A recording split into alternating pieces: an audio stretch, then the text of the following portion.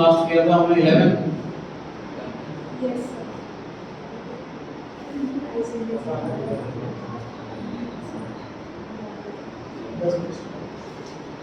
Twelfth पर आ गई। Why does the demand for foreign currency falls and supply rises when its price rises? मतलब यहाँ बात कर रहे हैं कि फॉरेन करेंसी के रेट बढ़ रहे हैं, मतलब डॉलर महंगा हो रहा है। Situation given. अब demand for foreign currency, demand foreign currency की कौन करता है? इंपोर्टर या एक्सपोर्टर? देखिए, जो कुछ इंपोर्ट कर रहा है फॉरेन से लेकर के आ रहा है, वो गवर्नमेंट से बोलेगा कि भाई मेरे को फॉरेन करेंसी दो क्योंकि मुझे इसको पे करना है। जिससे मैं खरीद के लाऊंगा वो तो अपनी होम करेंसी में ही पेमेंट लेगा। मैं यूएस में जाता हूँ किसी कंपनी के पास मशीन खरीदने के लिए, तो बोलेगा आप किसी भी कंट्री से आए, मुझे इससे मतलब नहीं, मेरी कंट्री में डॉलर चलता है, मुझे पेमेंट डॉलर में चाहिए। तो मैं अपनी कंट्री के बैंक से ये डिमांड करूँगा कि मुझे फॉरेन करेंसी दो ताकि मुझे पेमेंट करें। तो इंपोर्टर डिमांड करता है फॉरेन करेंसी की। अगर फॉरेन करेंसी महंगी हो रही है तो मुझे मशीन पहले जो 20 लाख की पड़ रही थी वो 22 लाख की पड़ेगी, 30 लाख की पड़ेगी और महंगी पड़ेगी, इसलिए मैं कम डिमांड करूँगा। मतलब इससे इंपोर्ट कम हो जाएगा, ये मतलब समझ आ रही है बात? अब डिमांड, अब supply for foreign currency, supply का मतलब क्या हो गया? सप्लाई फॉर फॉरेन करेंसी का मतलब एक्सपोर्ट हो गया। एक्सपोर्ट का मतलब है कि फॉरेन करेंसी, फॉरेन कंट्री वाला हमारे पास आ रहा है सामान खरीदने के लिए और हम कह रहे हैं अपनी होम कंट्री की करेंसी में पेमेंट लेंगे, तो वो हमारी अपनी कंट्री से डिमांड करेगा कि मुझे रुपी चाहिए, तो हम रुपी दूसरी कंट्री को सप्लाई करेंगे। ये सप्लाई ऑफ फॉरेन करेंसी मतलब एक्सपोर्ट। तो क्या लिख लिया कॉपी में, है ना? डिमांड फॉर फॉरेन करेंसी मतलब इंपोर्ट। लिख लें।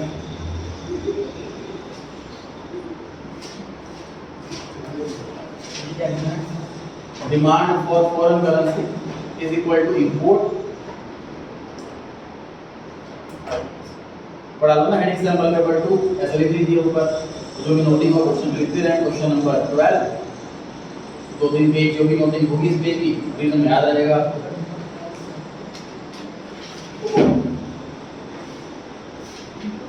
और supply of foreign currency is equal to export. लिख लीजिए supply of foreign currency equal to export.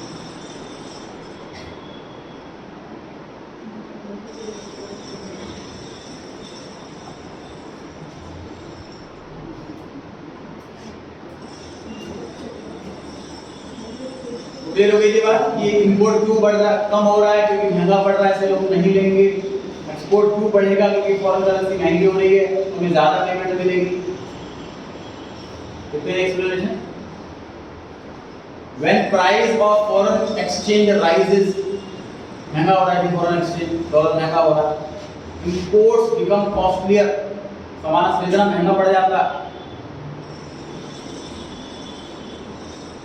जब आप ये सब फ्यूचर कॉन्ट्रैक्ट्स फाइनेंस में सीखेंगे उसमें क्या होता है, जैसे फॉरेन कंट्री से मशीन खरीद रहा हूँ और पेमेंट डिसाइड हो गई, मान लीजिए $2000 में मुझे पेमेंट करनी है, ठीक?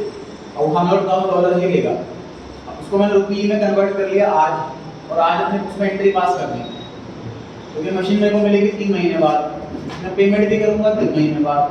3 महीने बाद अगर रेट बढ़ गए फॉरेन करेंसी के, तो मशीन महंगी पड़ सकती है और सस्ती भी पड़ सकती है, कुछ भी हो सकता है। उसका एक तरीका होता है, ऐसे ब्रोकर बैठे होते हैं, उसमें मैं एग्रीमेंट कर लेता हूँ कि भाई 3 महीने बाद मुझे $2000 चाहिए और आज के रेट से चाहिए, जो भी अपना कमीशन है वो दे, वो $1 का कमीशन ले लेगा और हमारा एग्रीमेंट हो जाएगा। 3 महीने बाद $2000 मुझे आज के रेट से ही मिलेगा। डॉलर महंगा हो गया अगर उसको नुकसान हो गया, थोड़ा सस्ता हो गया तो मुझे नुकसान हो गया। समझ आ रही बात? तो इसे रिस्क को हेज करने, रिस्क को खत्म करने के लिए एग्रीमेंट बनाया जाता है, ऑप्शनल होता है। बीच में एग्रीमेंट तोड़ दे तो इंटरमीडिएट होती है, प्रॉपर फॉर्मल होता है, मतलब घर का कोई सिस्टम नहीं है ऐसे बोल दिया और नहीं कर सकता। So the demand for import will fall, demand कम हो जाएगी क्योंकि महंगा हो रहा है, तो चीज महंगी उसकी डेफिनेटली डिमांड कम होगी। As a result demand for foreign currency fall. Same situation when price of foreign currency rise, question में फॉरेन करेंसी राइज हो रही है, ये कांस्टेंट है इन दोनों पॉइंट के लिए कि डिमांड कम हो सप्लाई बढ़े, दोनों पॉइंट के लिए ये वाली पॉइंट कॉमन है, प्राइस बढ़ी है।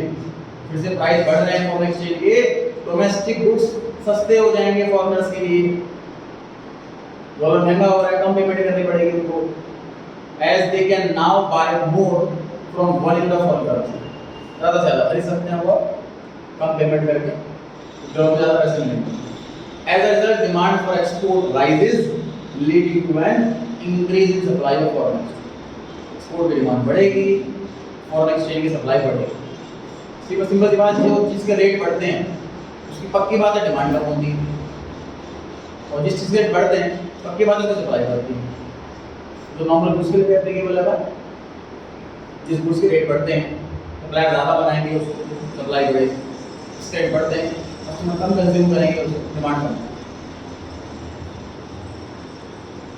State the components of current account of balance of payment, current account के अंदर क्या क्या आइटम आती हैं उसके कंपोनेंट्स पर डिस्कशन करना है। विजिबल आइटम मतलब गुड्स जो दिखे, मतलब सर्विस की बात नहीं होगी, विजिबल मतलब सर्विस, विजिबल मतलब गुड्स हो। इंपोर्ट एक्सपोर्ट दोनों आ गया इसका। इनविजिबल में सर्विस का इंपोर्ट एक्सपोर्ट आ गया, हम फॉरेन में सर्विस दे रहे हैं या फॉरेन से सर्विस ले रहे हैं, ये इंपोर्ट एक्सपोर्ट आ गया, उसे होता है इनविजिबल आइटम, सर्विस के लिए इनविजिबल, गुड्स के लिए विजिबल। उसके अलावा ट्रांसफर पेमेंट मतलब कि हम फॉरेन में गिफ्ट दे रहे हैं या डोनेशन दे रहे हैं या फॉरेन से गिफ्ट ले रहे हैं, डोनेशन ले रहे हैं, ये सिंगल यूनिलेटरल ट्रांसफर, एक single set. Income receipt and payment such as investment income and lease service, single side. Investment करना तो कैपिटल अकाउंट, इन्वेस्टमेंट पे इंटरेस्ट मिलना ये करेंट अकाउंट, ठीक है। इनकम एक्सपेंस इंपोर्ट एक्सपोर्ट ये सब करंट अकाउंट का पार्ट हुआ, तो रिमेनिंग नेचर का होगा मतलब पीएनएल, ठीक है। बस इनफ्लो क्रेडिट आउटफ्लो डेबिट इसका ध्यान रखना।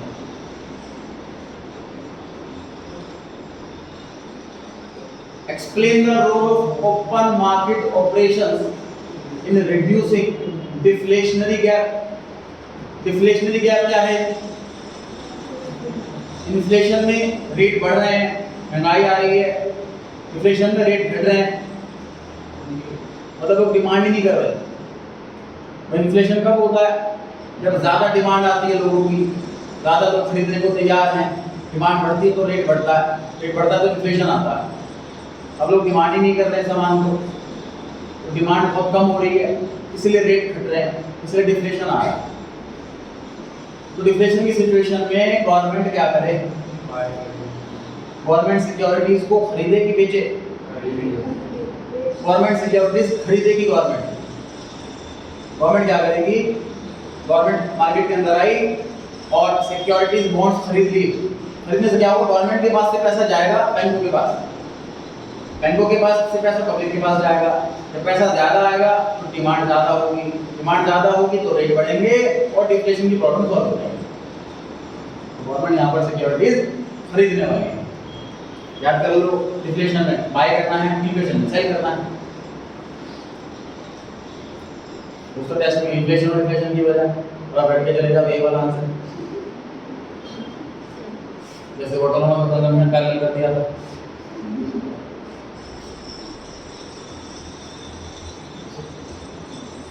पढ़ें। Open market operations refers to buying and selling of government securities by RBI, central bank. In the open market of the public, the central bank can reduce deflationary gap by purchasing securities from the public. Securities purchase करेंगे, buy करेंगे, inflation में buy, inflation में sell. It makes more payment to public, ज़्यादा पैसे दे रहे हैं public को.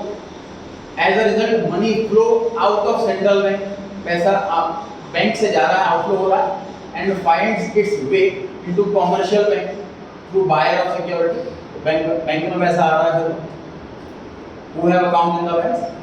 तो डिपॉजिट कमर्शियल बैंक के साथ क्या होगा, इंक्रीज करेगा रेजिंग कैपेसिटीज की, लैंड करने की, लोन देने की।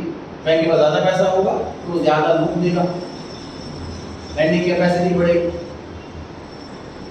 This brings out a rise in the borrowing for consumption. Bank ज्यादा लोन देगा, लोग ज्यादा लोन मिलेगा, उस पैसा को खर्च करेंगे, कंजम्पशन भी करेंगे और इन्वेस्टमेंट भी करेंगे। तो ज्यादा खर्च ज्यादा इन्वेस्टमेंट करेंगे तो डिमांड बढ़ेगी, कॉन्सिक्वेंटली एग्रीगेट डिमांड राइज, और डिमांड बढ़ेगी तो रेट बढ़ने चालू हो जाएंगे, तो इन्फ्लेशन की समस्या खत्म हो जाएगी। ठीक है।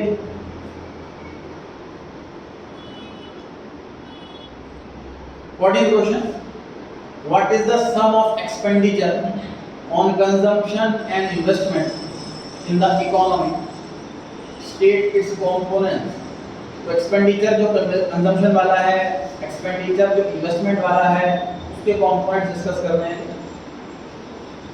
सम of expenditure on consumption and investment, उसी को हम एग्रीगेट डिमांड बुलाते हैं।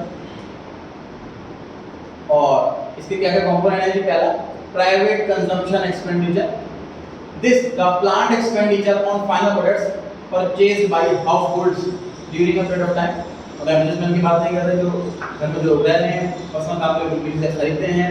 फाइनल गुड्स का मतलब जैसे तैयार सामान खरीद रहे हैं, इंटरमीडिएट गुड्स नहीं, रॉ मटेरियल नहीं, तैयार गुड्स खरीद रहे हैं। मतलब बेकरी वाला अगर मैदा खरीद रहा है तो वो फाइनल कंजम्पशन नहीं, और केक खरीद रहा वो प्राइवेट कंजम्पशन हो गया, फाइनल गुड तैयार खरीदना।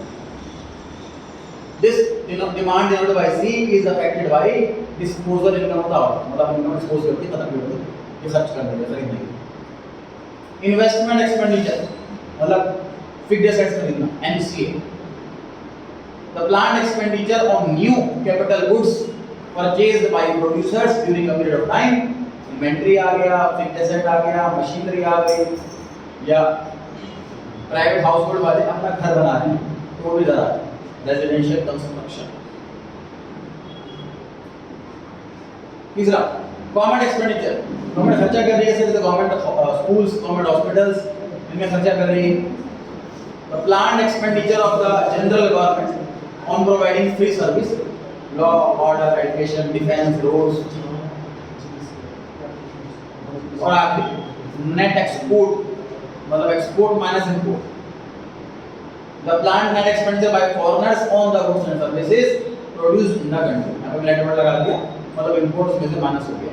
तो चार कंपोनेंट हैं एग्रीगेट डिमांड के, अगर क्वेश्चन कंपोनेंट्स पर आ जाए तो चार एक्सप्लेन करना है।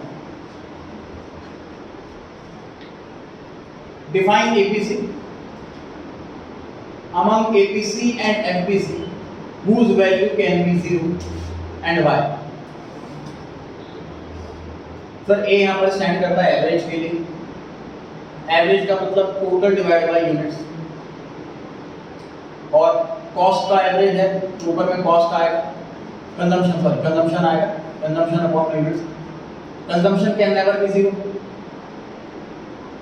क्योंकि ऑटोनोमस कंजम्पशन होती है, चाहे इनकम हो या ना हो, तो कंजम्पशन कभी 0 नहीं हो सकती। मतलब एपीसी में न्यूमरेटर कभी 0 नहीं हो सकता, मतलब एबीसी कभी 0 नहीं हो सकता। समझ आ रही है बात? APC can never be 0। Clear हो गई बात? एमपीसी में आ जाता है। एमपीसी क्या बता रहा है सर? मेरी सैलरी मान लीजिए पहले 50,000 रुपए थी, तो 50,000 रुपए खर्चे थे, बराबर था, सेविंग 0। अब मेरी सैलरी 50,000 से बढ़ करके 60,000 हो गई, 10,000 रुपए सैलरी बढ़ी, तो अगर मैं पूरा 10,000 रुपए भी खर्च कर दूं, पूरा 60,000 खर्च कर दूं, तो मतलब एमपीसी 1। एमपीसी क्या बताता है कि एडिशनल इनकम का कितना पोर्शन मैंने खर्च कर दिया। अगर पूरा खर्च कर दिया तो 1 हो गया एमपीसी। एमपीसी 1 से ज़्यादा नहीं हो सकता, क्योंकि सैलरी 10 बढ़ी है, मतलब बढ़ाऊंगा मैक्सिमम, चल बढ़ा नहीं सकता। MPC can't exceed 1। अगर एमपीसी 0.5 है, मतलब 10,000 रुपये सैलरी बढ़ी तो मैंने 5,000 खर्चा करा, 5,000 सेविंग की। एमपीसी प्लस एमपीएस 1 क्यों आता है? क्योंकि इनकम जो बढ़ी है उसका जितना पोर्शन कंज्यूम करूंगा ऑटोमेटिकली बचा हुआ सेव होगा। और एमपीसी 0 का मतलब क्या हुआ? 10,000 रुपये मेरी इनकम बढ़ी, मैंने पूरा का पूरा सेव कर दिया, खर्च नहीं करा उसमें से ₹1 भी। क्या पॉसिबल है? बिल्कुल पॉसिबल है। तो 50,000 की इनकम है, सोचा चल तो रहा था मेरा, हम लोग में एक्स्ट्रा इनकम आ रही है, सारी सेव कर रहा हूँ मैं, नहीं खर्च कर रहा। MPC can be zero. समझ आ रही है बात? एमपीसी का मतलब जितना मैं एक्स्ट्रा कमा रहा हूँ उसमें से ₹1 भी खर्च नहीं कर रहा, सारा का सारा सेव कर रहा हूँ, तो मेरा एमपीसी उस केस में जीरो आएगा, और ये पॉसिबल है। एमपीसी का मतलब क्या हुआ? चेंज इन कंजम्पशन, और पूरा टोटल उसको पहले वाले में आ जाता है, चेंज तो आएगा नहीं। फिर अगली बात क्या क्या सीखा सर हमने? एपीसी कभी नेगेटिव नहीं हो सकता, जीरो नहीं हो सकता, एमपीसी जीरो हो सकता है।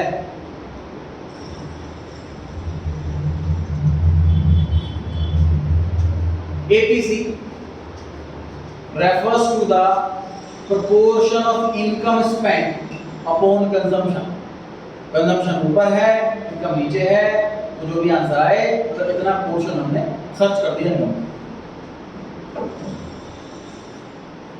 Out of the above APC and MPC, the value of MPC can be zero। इतना एक्स्ट्रा कमाया, सारा का सारा खर्च करा, तो MPC 1 आएगा। ₹1 भी खर्च नहीं करा तो MPC 0 आएगा, तो MPC can be 0।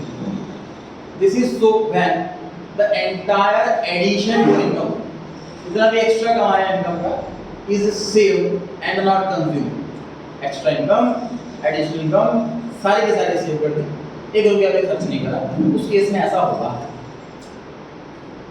और value of MPC can't be greater than 1। उतना एक्स्ट्रा कमाया उतना ही खर्च कर सकता हूँ, मैक्सिमम एक्स्ट्रा, उससे ज्यादा खर्च नहीं कर सकता, इसलिए एमपीसी 1 से बड़ा नहीं हो सकता। But at most be equal to 1, max to max 1 तक जा सकता है। 1 का मतलब हुआ कि जितना भी एक्स्ट्रा कमाया सारा का सारा खर्च कर। It is equal to 1 if the entire addition to income is spent on consumption। जो भी एक्स्ट्रा कमाया सारा का सारा खर्च कर दिया, तब ये 1 के बराबर आता है। On the other hand, APC cannot be 0। APC 0 नहीं हो सकता, कंजम्पशन 0 नहीं हो सकती, क्योंकि ऑटोनोमस कंजम्पशन होती है। Because some minimum level of consumption expenditure is essential for survival। उतना कंजम्पशन होगी ही होगी। Value of APC can be greater than 1। देखो फॉर्मूले में कंजम्पशन ऊपर है और इनकम नीचे है, और क्वेश्चन कह रहा है कि आंसर ग्रेटर देन 1 आ सकता है। उसका मतलब क्या हुआ कि जितनी मेरी इनकम है उससे ज्यादा कंजम्पशन, ये पॉसिबल है, क्योंकि ऑलमोस्ट कंजम्पशन लिखा हुआ है value of APC can be greater than 1। ऐसा कब होगा? जब इनकम बहुत लो है, तो consumption expenditure can not fall below a minimum level for survival. Survive करने के लिए जितना खर्चा होगा घर में वो होगा ही होगा, मिनिमम लेवल सर्वाइवल का करना ही पड़ेगा। हम उससे नीचे नहीं जा सकता कंजम्पशन, क्योंकि हमारी इनकम उससे भी कम, तो उस केस में ये एपीसी ग्रेटर देन 1 भी आ सकता है। सही है? True false? There is an inverse relationship between MPS and investment multiplier. तो फॉर्मूला ये होता है investment multiplier equals to 1 upon MPS. दोनों में रिवर्स रिलेशनशिप हो गया, मतलब मैं ज्यादा सेविंग करूंगा तो इन्वेस्टमेंट कम करूंगा, कम सेविंग करूंगा ज्यादा इन्वेस्टमेंट करूंगा, दोनों इनवर्स रिलेटेड हैं।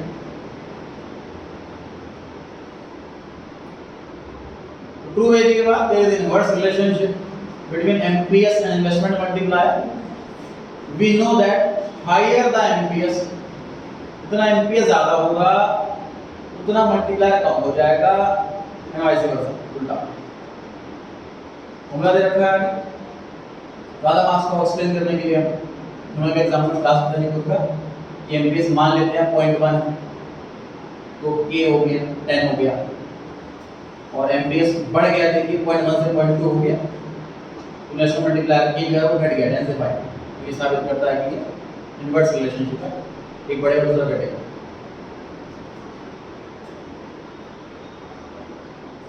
बी पार्ट इसका, when the value of APS is negative, the value of MPS will also be negative. MPS negative हो सकता है कि नहीं हो सकता?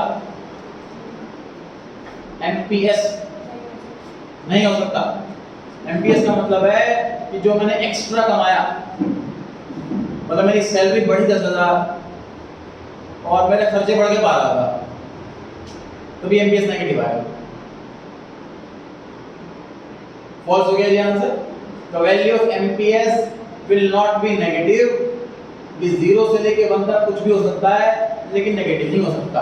तो जितनी इनकम बढ़ेगी उसमें से कुछ पोर्शन मैं सेव करूंगा, कुछ पोर्शन कंज्यूम करूंगा, लेकिन उसी में से करूंगा। एमपीएस नेगेटिव का मतलब मेरी इनकम 10,000 बढ़ी और खर्चे 12,000 बढ़ गए, तब हो सकता है एमपीएस नेगेटिव। ऐसा होगा ही नहीं कभी, क्योंकि हम स्टार्टिंग में ही जब हमारी लो इनकम थी तभी हम ऑटोनोमस कंजम्पशन खर्च कर चुके हैं, बेसिक खर्चे थे वो कर चुके हैं।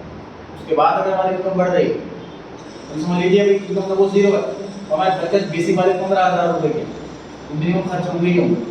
हमारी सैलरी 20 हो गई तो खर्च 15 होंगे, बाकी 5 बच गए। सेविंग करेंगे, खर्च करें, हमारी मर्जी। सैलरी 20 से 30 हो गई, रिजर्व और बढ़ गई। अब वो खर्च करेंगे, सेव करें, हमारी मर्जी। लेकिन ये नहीं करेंगे 20 से 30 सैलरी बढ़ गई, लेकिन खर्चा हम 10 की जगह 12 बढ़ा रहे हैं, क्योंकि हमारा ऑलरेडी ऑटोनोमस कंजम्पशन पूरा हो गया।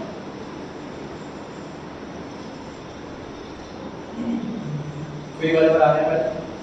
Explain how shall the payment of electricity bill by a school be treated while estimating national income? तो सर इनकम कैसे कैलकुलेट चैप्टर को मतलब बिल्कुल बेसिक समझो इस बात को। मुझे सपोज स्कूल की इनकम निकालनी है, तो स्कूल में जितने बच्चों से फीस आई है वो तो उसकी क्रॉस रिसीट हो गई, उसमें से एक्सपेंस माइनस करेंगे, टीचर्स की सैलरी, इलेक्ट्रिसिटी का बिल, जगह का रेंट, अदर एडमिनिस्ट्रेशन एक्सपेंसेस, तो जाके इनकम आए। करेक्ट है बात? तो इनकम कैलकुलेट करने के लिए इलेक्ट्रिसिटी बिल हम माइनस करेंगे, जैसे वो इनकम एक्सक्लूड करेंगे। माइनस करना एक्सक्लूड करना ही तो होगा, इनकम में से हटा देना।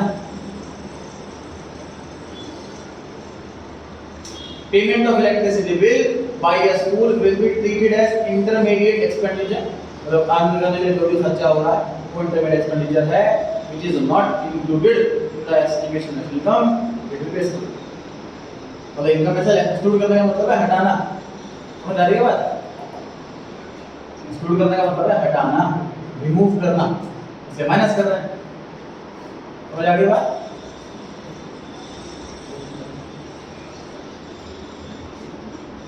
What treatment is assigned to the payment of interest on borrowings by general government? Government ने लोन ले रखा है, उस पर इंटरेस्ट पे कर रहे हैं, उसे कैसे ट्रीट करेंगे? तो सिंपल सी बात है, पेमेंट कर रहे हैं तो ये हमारा इनकम का पार्ट नहीं होगा। Payment of interest on borrowing by general government is treated as payment for unproductive borrowing. मतलब हम इन्वेस्टमेंट के लिए लोन ले, इन्वेस्टमेंट की वैल्यू बढ़ेगी, उसमें इंटरेस्ट माइनस करेंगे, unproductive borrowing. So it is not included in the estimation national income, या national income है, it is considered as transfer payment। जो सिंगल साइड पेमेंट है वो ट्रांसफर पेमेंट है, नेशनल इनकम का पार्ट नहीं।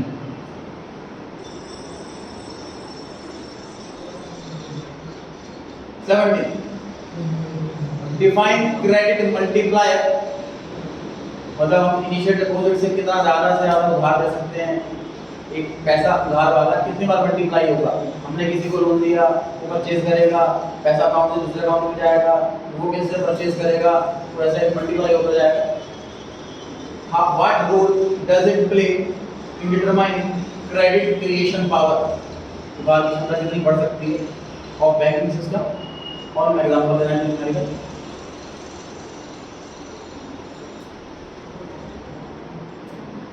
Credit multiplier measures the amount of money that bank are able to create in the form of deposits with every initial deposit।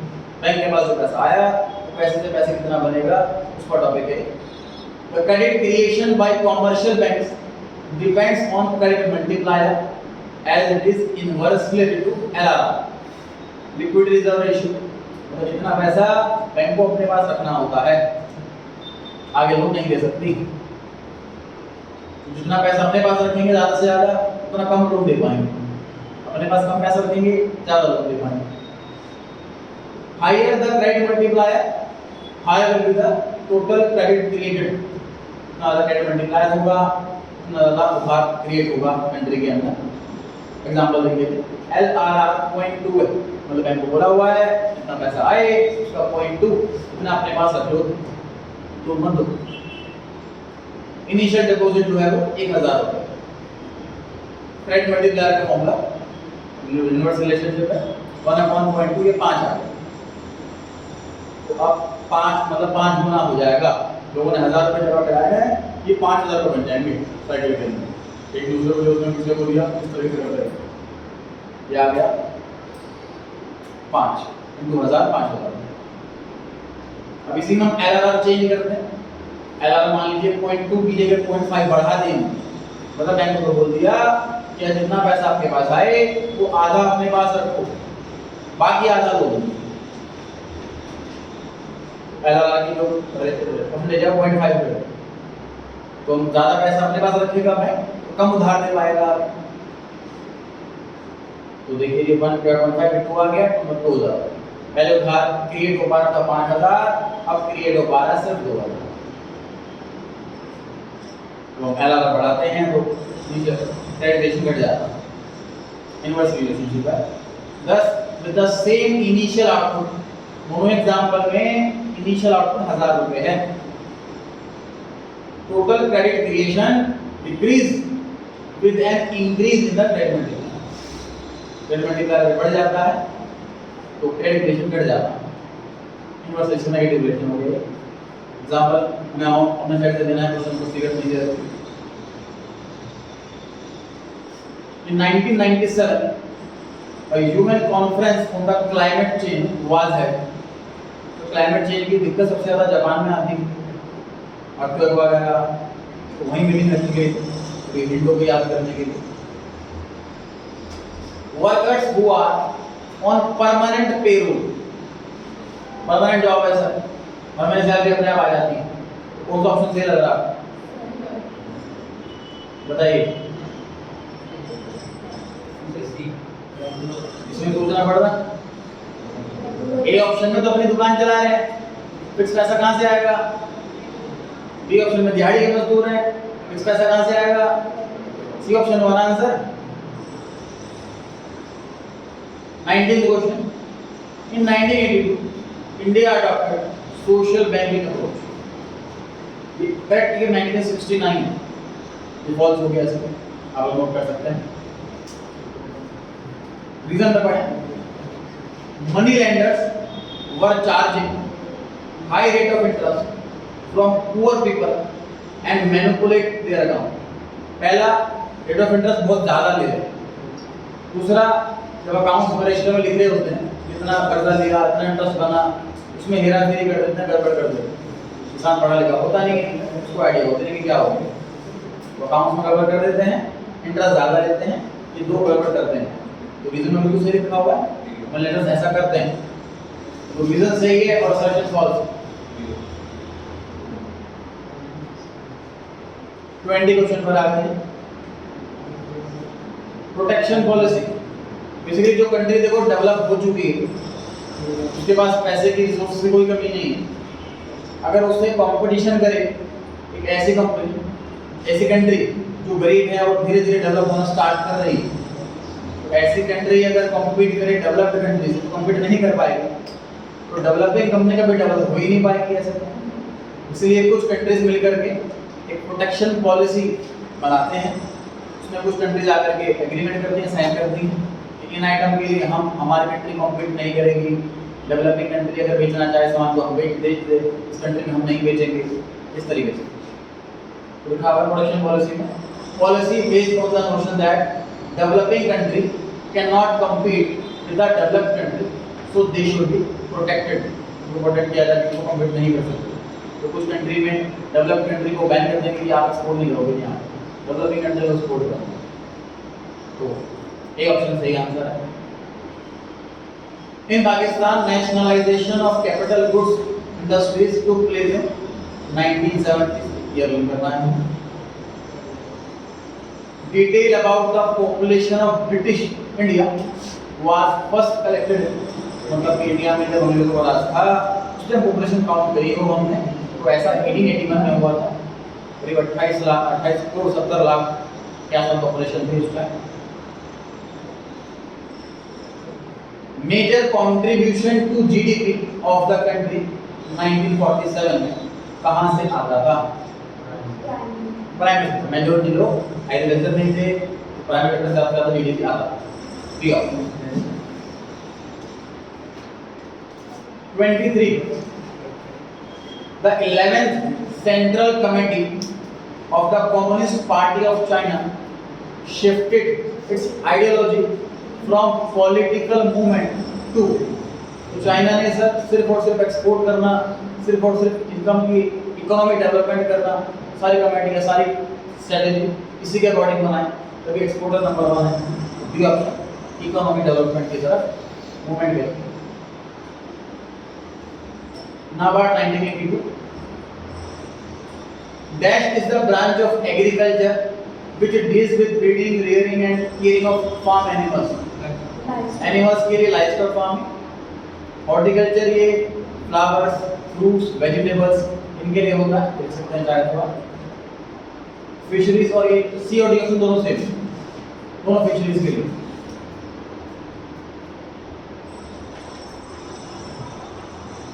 Rural development is the process of social economic growth of rural areas. Rural development का मतलब यही हुआ कि social economic growth कर rural area की सही। Agriculture credit का मतलब उधार देना फार्मिंग करने के लिए, ये भी सही, दोनों ट्रू होगा। Observe the given information. Poultry has the dash share of total life stock in India. Life stock मतलब कि एनिमल्स वगैरह सारे के सारे, इसमें सबसे ज़्यादा जो है वो पोल्ट्री फार्म ही है, एग्स वगैरह की वजह से, तो लार्जेस्ट शेयर आएगा लाइव एनिमल्स का। सबसे ज़्यादा जो क्वांटिटी है एनिमल्स की या लोगों इनकी है, इसलिए लार्जेस्ट शेयर है पहला वाला ऑप्शन।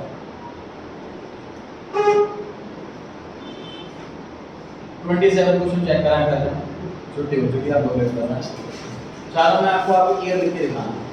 क्वेश्चन बोला हुआ है कि 4 इवेंट हैं, तो 4 आपको क्रोनोलॉजिकली अरेंज करना है, मतलब जो इवेंट पहले हैपन हुआ उससे पहले, उसके बाद हुआ उसके बाद, फिर उसके बाद हुआ उसके बाद, ईयर वाइज इन्हें अरेंज करना।